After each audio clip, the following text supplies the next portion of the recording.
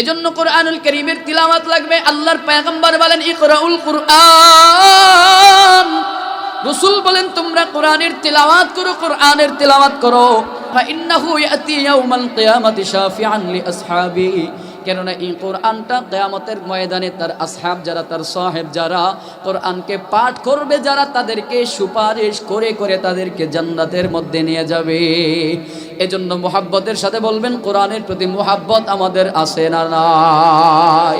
আমাদের জীবন বিধান কোরআনকে বানাবো কি বানাবো না? এ বান্দা, দুনিয়া এবং আখিরাতের সফলতা যদি চাও, কোরআনকে জীবন বিধান হিসেবে বানাইয়া নাও। দুনিয়া এবং আখিরাতের সব কিছুর একমাত্র সমাধানের নাম হলো কোরআন। এজন্য আমাদের উস্তাদ মরহুম মাওলানা আইনুদ্দিন আল আজাদ রহমাতুল্লাহ বলেন, সমাধান চাও যদি জীবনে মরণে, ফিরে যাও খুঁজে নাও চোখ রাখো কোরআনে। সমাধান চাও যদি জীবনে মরণে, ফিরে যাও খুঁজে নাও চোখ রাখো কোরআনে।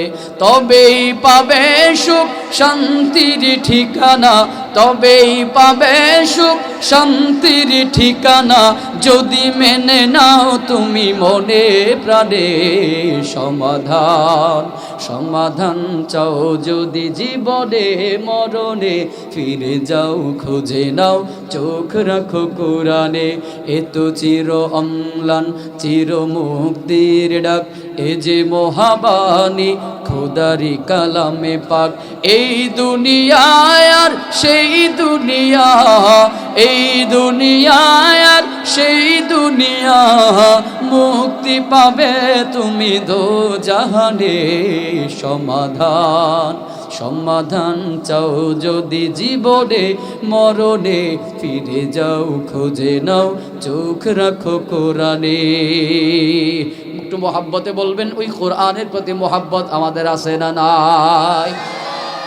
এরে বাবা, কোরআনের মহাব্বত লাগবে, কোরআনের ভালোবাসা লাগবে। চলেন আমাদের এক ওয়াকে, আমাদের এক বুজুর্গের একটু ওয়াকে একটু শোনায়া দেই।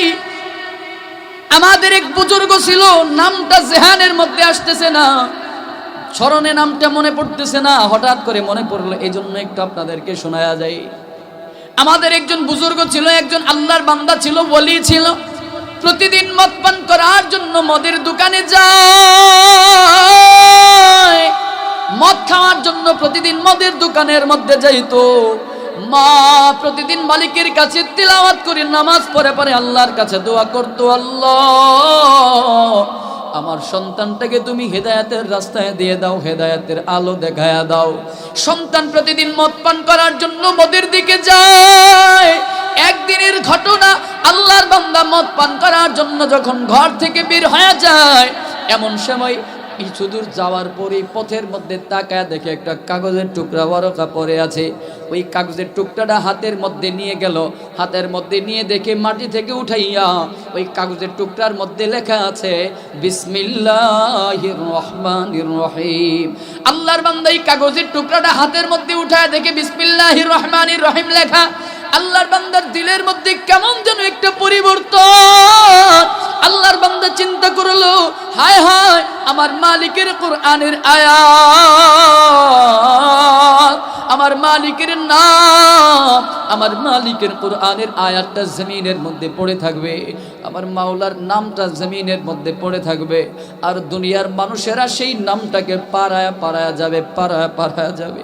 আমার মালিকের নামটা জমিনের মধ্যে মানুষগুলো পাড়াইয়া পাড়ায়া যাবে। আমার মালিকের জবানের কালামগুলো মানুষগুলো পাড়াবে। না না, এটা হতে পারে না। আল্লাহর বান্দা ওই কাগজের টুকরাটাকে উঠাইয়া বড় সুন্দর করে মুইসা আদর করে বুকের মধ্যে লাগায়, চোখের মধ্যে লাগায়, বড় চুমু খায় আদর করে। আল্লাহর বান্দা আজকে আর মদ খাওয়ার জন্য মদের দোকানের দিকে যায় না, এই কাগজের টুকরাটাকে নিয়ে সুন্দর করে বাড়ির দিকে পিছনে রওনা হয়ে গেল। মা দেখলো সন্তান পিছনে চলে আসছে, মদ পান করতে যায় না। মা ডাক দিয়ে বলে, রে সন্তান, আজকে তুমি কি যাও নাই? বলে, না রে মা, যেতে পারি নাই, যেতে পারলাম না।